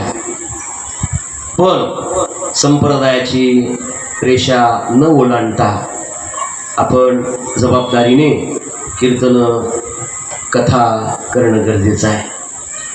अनेक वेळेला मला आयोजकांकडून असं सांगितलं गेलं की महाराज लोकांचं मनोरंजनही करा, कथाही सांगा. पण मी त्यांना सांगितलं की बाबा मला जास्तीत जास्त मी कथा सांगेन. का तर जी कथा लोकांना सगळ्यांनाच ऐकायला मिळते असं नाही आहे. ज्याला वाचता येतंय तो वाचतोय, पण सगळेच काय वाचक नसतात. ती कथा लोकांच्या कानावर पडावी, भगवान भोले बाबा लोकांना कळावेत, म्हणून मी जास्तीत जास्त 7 दिवस तुम्हाला कथा सांगण्याचा प्रयत्न केलेला आहे. अनेक प्रकारचे विषय मी तुमच्या पुढे मांडलेले आहेत.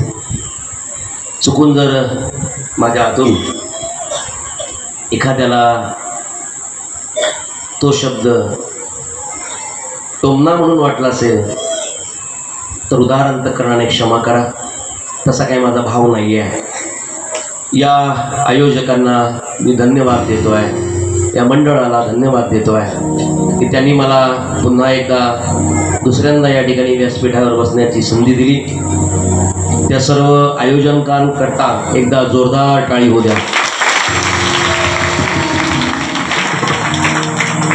आयोजकांनी केलेले परिश्रम, आज रक्षाबंधन आहे म्हणून माणसं थोडी कमी आहेत, पण आपण 6 दिवस अगदी जागा या ठिकाणी पुरली नाही एवढी मंडळी या ठिकाणी उपस्थित, बरं का. मग अनेक क्षेत्रातून मंडळी या ठिकाणी आलेली आहे. खरं तर या ठिकाणी हे भोले बाबाचं पवित्र स्थान आहे. इथे आल्यानंतर भोळे बाबांचं दर्शन घेतल्यानंतर असं वाटतं की या ठिकाणी वारंवार यावं. एवढी पवित्रता बरं का या स्थानावर आहे. म्हणून हे स्थान पवित्र आहे, याचं पावित्र्य जपा. इतरही वेळेला या ठिकाणी नेहमी आम्ही पाहतो हरिपाठ वगैरे, एक 4-5 मंडळी येऊन इथे हरिपाठ वगैरे नित्यनेमाने करतात. आनंदाची गोष्ट आहे. आणि कोण ना कोणी इथे या प्रांगणामध्ये बसलेला असतंच महाराज. म्हणजे हे भगवान भोले बाबाचा जो दरबार आहे ना, हा कधी रिकामा नसतो. तुम्ही कधी पण येऊन इथे पहा, तुम्हाला इथे कोणी ना कोणी साधक भक्त बसलेले असतात. भोले बाबांबद्दल असणारी श्रद्धा आणि त्या श्रद्धेपोटी ती मंडळी या ठिकाणी उपस्थित असते. सर्व शिवभक्तांना, आयोजकांना पुन्हा एकदा माझ्याकडून सर्वांना धन्यवाद. महिला मंडळ, तुम्ही सर्व माझ्या भगिनी आहात. बऱ्याचशा राख्या तुम्ही बांधल्या, त्याबद्दल सर्व माझ्या भगिनी वर्गाला मी विनम्र भावनेने अभिवादन करतो. तुमच्यासारख्या श्रवण करणाऱ्या बहिणी मिळाल्या आणि तुमच्यासारखे श्रवण करणारे बंधू मिळाले, म्हणून तर मी 7 दिवस या ठिकाणी बसून बोलू शकलो ना.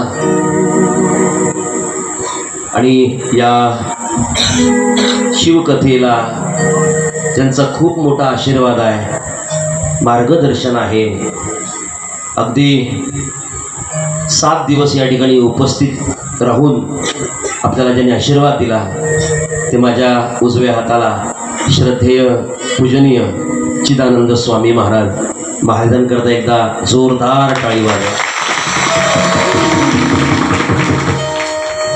आपलं सर्वस्व जीवन भगवत सेवेकरता ज्याने समर्पित केलेलं आहे. बाबा त्या दिवशी बोलले मला की आपल्या डोंगरावर, दिंडीगडावर गोशाळा वगैरे आहे, आपण नको त्या ठिकाणी लोकांना पार्ट्या देतो, पैसे खर्च करतो, बरं का. आणि असे सत्पुरुष, असे महात्मे ज्या वेळेला गोसेवा करतात, धर्मसेवा करतात, संप्रदायाची सेवा करतात, त्यांना भरभरून दिलं पाहिजे ना, आपण भरभरून दिलं पाहिजे. खरं तर त्यांनी सांगायची सुद्धा गरज नाही लागली पाहिजे. गोमातेच्या चाऱ्याची व्यवस्था आपण केली पाहिजे. त्यांना जे पण लागेल ते आपण पुरवलं पाहिजे बरं का.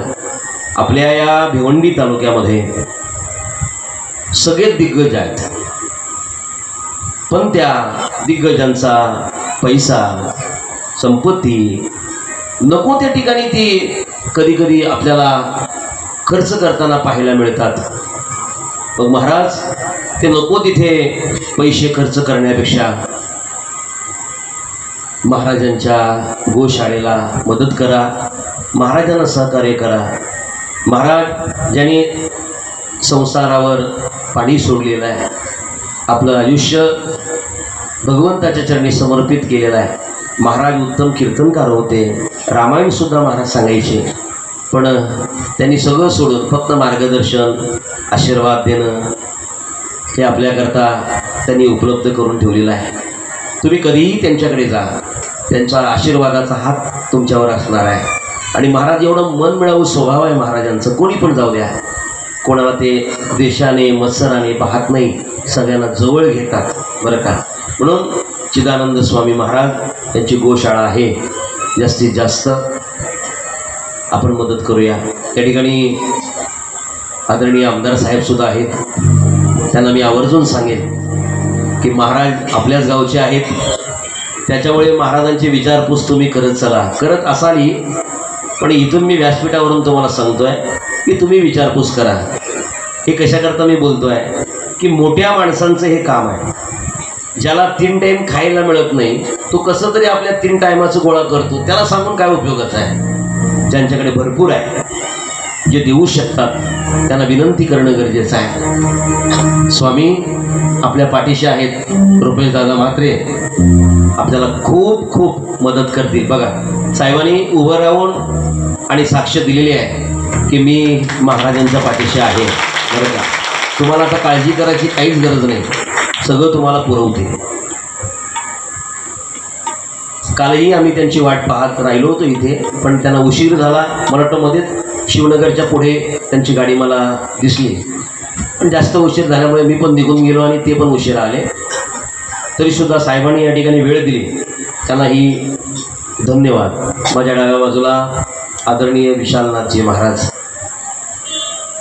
मला वाटतं माझं आणि तुमचं वय सारखंच आहे, 43 बरोबर ना. विचार करा, या तरुण वयात आपलं सगळं जीवन दत्त महाराजांना अर्पण केलंय. महाराज टाळी वाजवा, जरा टाळी वाजवा.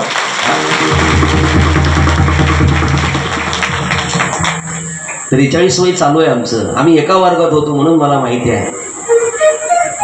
हे तेवढं सोपं नाही आहे, हे सगळं घालणं ना तेवढं सोपं नाही आहे. आपण सगळं काही करून करतोय, त्यांना सर्वस्वाचा त्यांनी त्याग केलेला आहे. महाराज स्वतःच्या हाताने बनवणं, ते खाणं, हे सगळं कठीण आहे. आपल्याला एक वेळ जर आपल्या पत्नीने जर पाण्याचा ग्लास दिला नाही तर आपण ओरडणारी माणसं. आपल्याला ही त्याग काय कळणार आहे. हा किती मोठा त्याग आहे महाराज. महाराजांचं या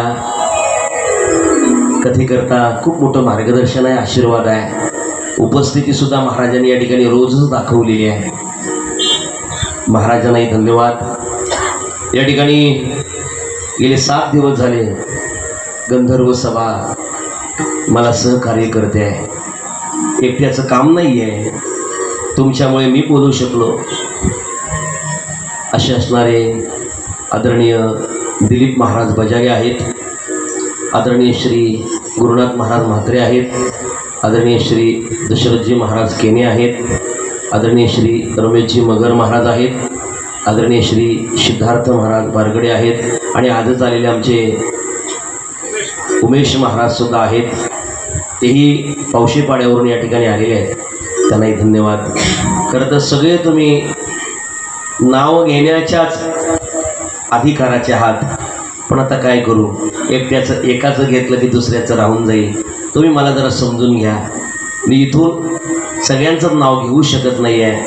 ज्यांचं घेतलं आहे त्यांच्याबद्दल प्रेम आहे आणि ज्यांचं घेत नाही त्यांच्याबद्दल माझ्या मनात प्रेम नाही असं मानू नका. सगळ्यांविषयी माझ्या मनात खूप मोठी श्रद्धा आहे. 7 दिवस तुम्ही या ठिकाणी आलात, श्रद्धा आहे म्हणून आलात ना, भाव आहे म्हणून आलात ना. सगळ्या श्रोत्यांच्या चरणारविंदे एक वेळ मी विनम्र भावनेने अभिवादन करतो, तुमचा लेकरू म्हणून. या ठिकाणी परमपूजनीय श्रद्धेय वैकुंठवासी शंकर बाबा शहाडकर या परिसराला त्यांचं खूप मोठं योगदान लाभलेलं आहे. आदरणीय बाबांचं सानिध्य खूप शहाडकर बाबांसोबत राहिलं असेल. आदरणीय पंढरीनाथ महाराजांचं आणि खूप त्यांचा संबंध प्रेमाचा होता. वेळोवेळी त्यांच्या भेटीगाठी व्हायच्या. आम्ही पण महाराजांना पाहिलं, पण तेवढा जवळचा परिचय नाही झाला. महाराज जरी निघून गेले असतील तरी महाराजांची परंपरा सांभाळणारे आमचे आदरणीय सिद्धेश्वर महाराज या ठिकाणी उपस्थित आहेत, त्यांनाही धन्यवाद. पडगा परिसरातील आळंदी पायी दिंडी सोहळ्याचे अध्यक्ष आदरणीय माधव महाराज सुद्धा या ठिकाणी उपस्थित आहेत, त्यांनाही धन्यवाद. कोणी राहिलं नाही ना महाराजांपैकी? अजून कोणी आहे का कीर्तनकार? मला या लाईटमुळे आहे ना सगळ्या माणसांचे चेहरे बरोबर दिसत नाही. मला त्रास व्हायला लागला म्हणून मी चष्मा लावायला लागलो. लाईट जास्त आहे. तुम्ही पण कीर्तनकार आहात? हा, बरोबर बरोबर, वा. पण तुमचं नाव घेतलं ना मी, ठीक आहे, हरकत नाही. चुकून कोणाचं जर नाव राहिलं असेल, आपल्या परिसरातून बरेचसे कीर्तनकार येऊन गेले बरं का, येऊन गेले. आणि काही यायचे असते. उद्या काल आहे, प्रत्येकाला वेळ मिळते असं नाही आहे. प्रत्येकजण आपापल्या कामामध्ये व्यस्त आहे. जे आले त्यांनाही धन्यवाद, जे नाही आले त्यांनाही धन्यवाद. आपण कोणाचा राग मानायचा नाही. हा आला नाही, तो आला नाही असं म्हणत राहायचं नाही. आपलं काम आपण करत राहायचं आहे. या ठिकाणी आपल्या वारकऱ्यांमध्ये सगळ्यांचं श्रद्धास्थान आदरणीय काकडा महर्षी आमचे खांडवळकर बाबा या ठिकाणी उपस्थित आहेत, त्यांनाही धन्यवाद. लक्ष्मण बाबा. आणि पुन्हा एकदा श्रद्धेय पूजनीय पंढरनाथ बाबांना धन्यवाद देतो आहे. खरं तर बाबांचं आरोग्य खूप दिवस झाले चांगलं नाही आहे, पण महाराज शरीर पहिल्यापासून कष्ट केलेलं असल्यामुळं आणि घरचं खाल्लेलं आहे, त्यांनी घरचं खाल्लेलं आहे, त्याच्यामुळे आतापर्यंत येणाऱ्या संकटाला ते तोंड देतात, येणाऱ्या आजाराला तोंड देतात. पण मात्र ज्ञानोबराय तुकोबरायांची परंपरा, भगवंताविषयी असणारं प्रेम, त्या प्रेमाला तोड नाही महाराज, वर्णन करण्यासारखं आहे. त्यांची दिनचर्या, त्यांचा नित्यनेम खूप मोठा आहे. मी हे कौतुक करतो असं समजू नका. आपल्यासारख्या साधकांना हे अनुकरणीय आहे. त्या पद्धतीने आपण जर वागलो नाही ना तर पुढे परमार्थ करून सुद्धा आपला पाय घसरू शकतो. अशा मंडळीकडे बघा की त्यांनी आपलं पूर्ण आयुष्य कुठल्याही प्रकारे डाग न लावता आयुष्यभर चांगल्या पद्धतीने परमार्थ केलेला आहे. आमच्यासारख्या तरुणांनी त्यांचा आदर्श घेतलाच पाहिजे महाराज. मी त्यांच्याबद्दल जे बोललो त्यांना नाही, त्यांना आवडलं नसेल, त्यांना स्वतःची स्तुती केलेली नाही आवडत, पण वस्तुस्थिती आम्हालाही वर्णन करावी लागेल, समाजाला सांगावी लागेल ना, म्हणजे समाज पुढे त्या पद्धतीने वागण्याचा प्रयत्न करेल. बाबा हे तुमच्यापुढे मी कौतुक म्हणून सांगत नाही आहे, समाजाला प्रेरणा मिळावी याच्याकरता मी बोलतो आहे. पुन्हा एकदा सगळ्यांना व्यासपीठावरून विनम्र भावनेने अभिवादन करतो. सर्व आयोजक मंडळ, महिला मंडळ सगळ्यांना धन्यवाद देतो. खरं तर पुढे सूचनेमध्ये सगळ्यांचे आभार ते मानणारच आहेत.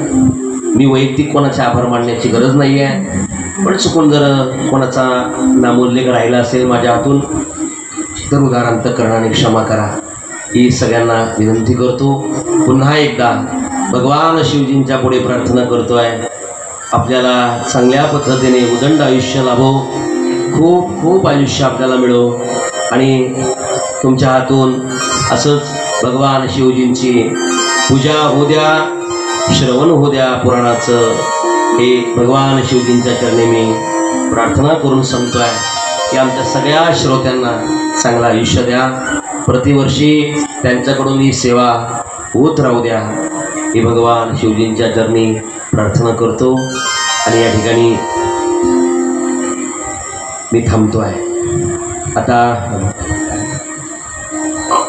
गजर होईल, नंतर आरती होईल आणि मग प्रसाद. बरं झालं या ठिकाणी खऱ्या अर्थाने महाराजांनी एका व्यक्तीचा आवाज मनाचं ठेवलं, ते म्हणजे आमच्यासाठी. कारण आमच्या सर्वांचा आवाज आपल्या प्रत्येकाच्या मनापर्यंत पोहोचवण्याचं ज्यांनी काम केलं ते आमचे आजी भाऊ गोवराच्या प्रकारची सिस्टम त्यांनी. शेवटी सगळ्यांनाच महाराज तरी किती लक्षात ठेवतील, कदाचित ते आमच्याकडनंच वधून घ्यायची त्यांची इच्छा असेल. कारण 7 दिवसापर्यंत आणि उद्याच्या दिवसापर्यंत आमच्या सर्वांचा आवाज टिकवून ठेवायचं काम आमच्या आजी भाऊने केलेलं आहे. गिरजा बोल शंकरा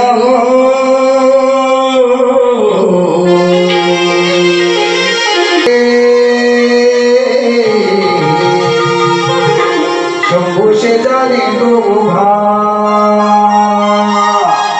मुखाने हरे हर बोलाया गा बाबा, मुखाने हरे हर बोलाया गा बाबा.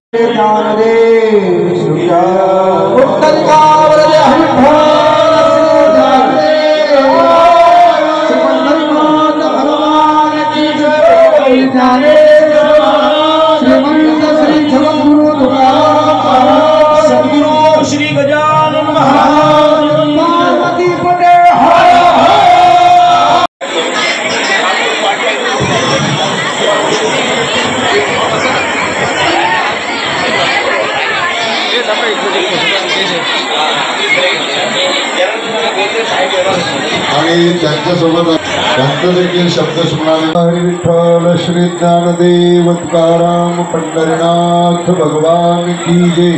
माऊली नाही. आणि आता याच ठिकाणी शिकत आहे. फुलांचा इतिहास कल्याणी लिहिला, रात्रीचा इतिहास चांदणी लिहिला. आज आम्ही स्वाभिमानाने जगतो, कारण आमचा इतिहास राजे छत्रपतींनी लिहिला. आस्ते कदम, आस्ते कदम, आस्ते कदम.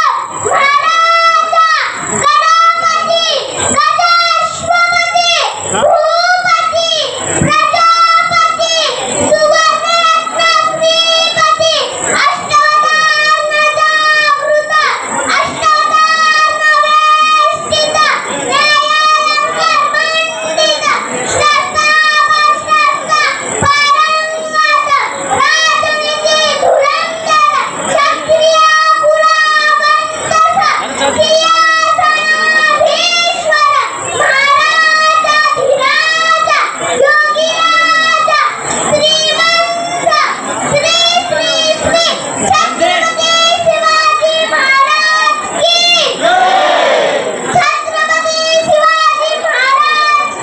आज दुलखाडी येथील श्री महादेवाचं मंदिर, त्याचप्रमाणे या ठिकाणी होणारं जे पवित्र कार्य आहे, अशा ह्या पवित्र जागी ह्या सध्याच्या सुरू असलेला श्रावण मास अतिशय पवित्र महिना आपण समजतो. या पवित्र महिन्यामध्ये, ह्या श्रावण मासामध्ये आज या ठिकाणी आमचे आदरणीय डोळे महाराज यांच्या पवित्र वाणीतून शिवकथेचा आपण गेले 7 दिवस सर्व श्रोते आनंद घेत आहेत. निश्चितच या ठिकाणची पार्श्वभूमी मी आपल्याला थोडीशी सांगणार आहे की या ठिकाणी गेल्या काही वर्षापूर्वी इथले असलेले तोनाले ग्रामपंचायतीचे माजी सरपंच सन्माननीय जनार्दन वाकळे यांनी एक संकल्पना सांगितली की या ठिकाणी आपण एक पवित्र कार्यासाठी स्थान निर्माण करायचं आहे. आणि मी स्वतःला भाग्यवान समजतो की त्या कामामध्ये त्याने पहिल्यांदा मला विचारपूस केल्यानंतर ताबडतोब होकार देऊन या ठिकाणच्या कामाला सुरुवात केली. आणि आज खरं तर एक वारकऱ्यांच्याच याच्याने ओळखीने सांगायचं म्हटलं तर येवलेश्वर रोप लाविले द्वारी त्याचा वेलू गेला गगनावरी, अशा पद्धतीने या ठिकाणी एक छोटस मंदिर तयार केलं आणि छोटीशी जागा तयार केली. परंतु आज आपण पाहतोय की या परिसरामध्ये संपूर्ण पंचक्रोशीतील नव्हे तर तालुक्यातील नव्हे, कल्याण पासून ते अनेक लोक या ठिकाणी येऊन हे पवित्र कार्य या ठिकाणचं करण्यामध्ये योगदान देत आहेत.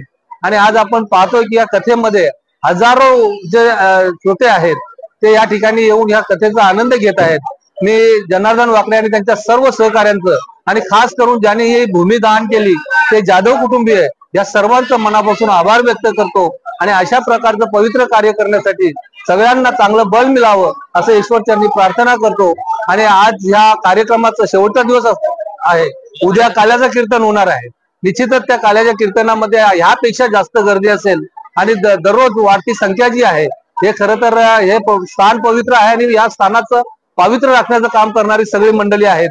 या ठिकाणी आमचे बाबा आहेत, पंढरीनाथ पाटील बाबा आणि त्याचप्रमाणे अनेक मान्यवर या ठिकाणचे आमचे सर्वांचे मार्गदर्शक गुरुवर्य चिंतामण महाराज ह्या सर्वांच्या आशीर्वादाने, विशालनाथ महाराज या सर्वांच्या आशीर्वादाने हे कार्य अतिशय चांगल्या पद्धतीने सफल झालेलं आहे।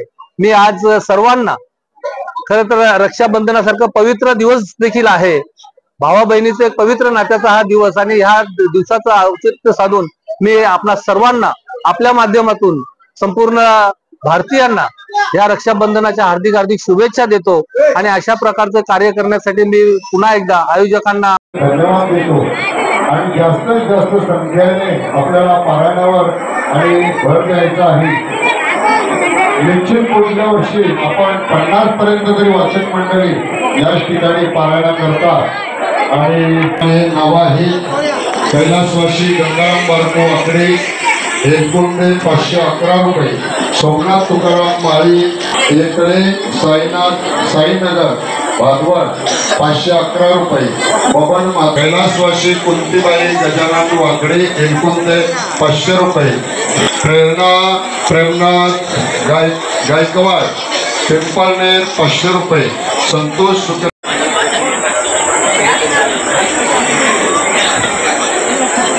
आणि आता याच ठिकाणी